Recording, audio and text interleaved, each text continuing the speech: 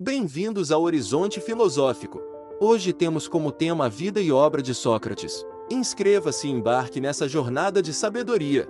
Sócrates foi um filósofo grego clássico considerado um dos fundadores da filosofia ocidental. Viveu em Atenas no século V a.C. e é mais conhecido por sua contribuição ao desenvolvimento da ética e da epistemologia. Sócrates não deixou escritos, e tudo o que sabemos sobre ele vem dos relatos de seus alunos, especialmente Platão, e do historiador Xenofonte, além das peças de Aristófanes. Sócrates é filho de Faenarete parteira e Sofroniscus escultor. Durante a sua juventude, Sócrates participou no ritual chamado doquimasia, que era um processo de verificação na Atenas usado para avaliar a elegibilidade e a capacidade de indivíduos que assumiriam cargos públicos ou funções cívicas. Segundo os relatos de seu aluno Platão, Sócrates, durante sua juventude, teve várias conversas com filósofos do Mediterrâneo que viajavam para Atenas. Foi nessas conversas que nasceu seu gosto pela filosofia. Ele, como todos os jovens atenienses, cumpriu os 2 anos de serviço militar obrigatório. Além disso, ele participou em várias batalhas após o serviço militar, como a de Peloponeso. No entanto, foi na Batalha de Potidaea em 432 a.C. que Sócrates se tornou alvo de comédias, especialmente após salvar corajosamente Alcibíades. Sócrates é famoso por sua abordagem filosófica, que envolvia a busca incessante pela verdade através do questionamento. Seu método de ensino, conhecido como método socrático, baseava-se em fazer perguntas para estimular o pensamento crítico e levar seus interlocutores a uma maior compreensão dos conceitos. Ele acreditava que o conhecimento verdadeiro vem da consciência da própria ignorância, uma ideia expressa na famosa máxima "só sei que nada sei". Sócrates também era conhecido por suas ideias sobre ética e moralidade, e sua crença na importância de viver uma vida examinada e questionadora. A filosofia de Sócrates se baseava no pensamento humano. Ele promovia numerosos debates na cidade sobre a justiça, os deuses, o bem e o mal, e a virtude do homem.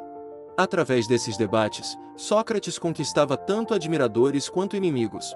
Um de seus críticos mais famosos foi o dramaturgo Aristófanes, que o retratou como sofista em suas comédias, especialmente na peça As Nuvens, onde Sócrates é caricaturado como um filósofo absurdo e desonesto, responsável por corromper a juventude ateniense com suas ideias subversivas. Por outro lado, Sócrates teve discípulos notáveis, como Platão, que documentou muitos de seus ensinamentos e diálogos. Platão expandiu o trabalho de Sócrates, estabelecendo os alicerces da filosofia ocidental em suas próprias obras. Antes de Sócrates, existiam outros filósofos conhecidos como filósofos naturalistas pré-socráticos. Esses pensadores tinham como principal objetivo explicar a origem e a natureza do universo por meio da razão e da observação, diferenciando-se das explicações mitológicas tradicionais. Eles investigavam os fenômenos naturais e as leis que regiam o mundo sem necessariamente recorrer a intervenções divinas ou mitológicas. Um exemplo notável é Tales de Mileto. Já Sócrates tinha como principal objetivo a busca da verdade e da compreensão moral através do questionamento e da reflexão. Ele utilizava o método socrático para ajudar as pessoas a reconhecerem suas ignorâncias e a entender conceitos éticos e filosóficos. Sócrates defendia que uma vida não examinada não vale a pena ser vivida, enfatizando a importância da autoconsciência e da reflexão. Para ele, a virtude era o bem supremo, inseparável do conhecimento, e a compreensão do que é verdadeiramente bom leva a uma vida ética. Sócrates desafiava convicções e normas sociais estabelecidas e valorizava o diálogo para esclarecer ideias e revelar a verdade.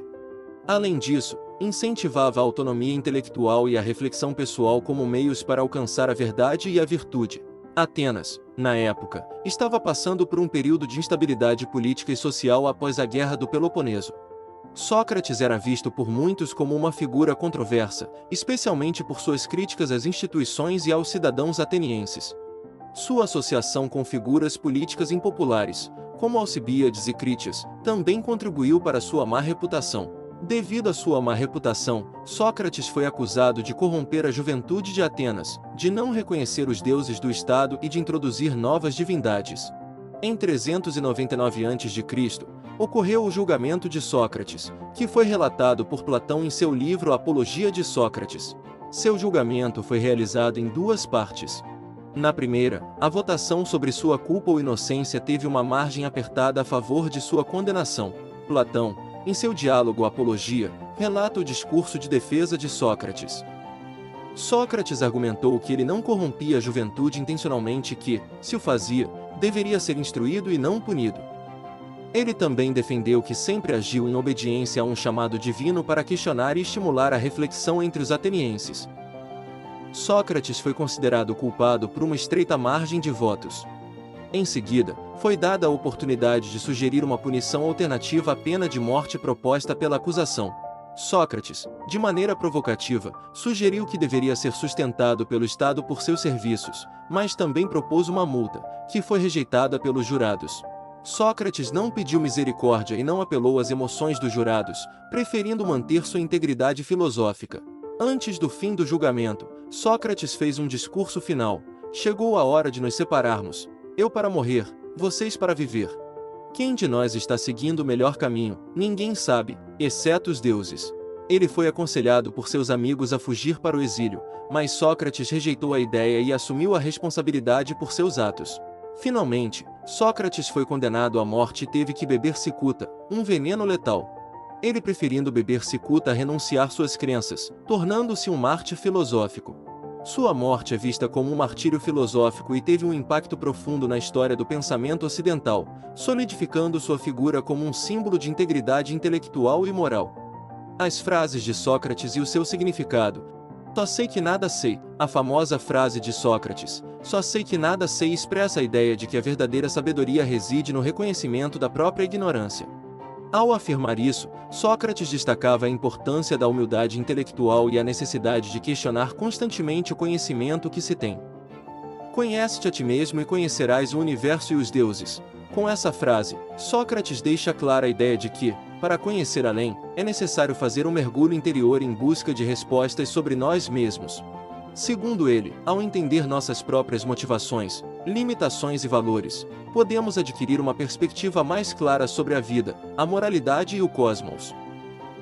Ninguém faz o mal voluntariamente. Para Sócrates, a ação errada ou injusta resulta da falta de conhecimento ou compreensão sobre o que é verdadeiramente bom e virtuoso. Se alguém tivesse pleno conhecimento do que é o bem e como alcançar a virtude, não escolheria fazer o mal, pois agir de acordo com o bem é sempre preferível para todos. Em outras palavras, Sócrates acreditava que o mal é uma consequência da ignorância e não de uma intenção consciente de causar dano.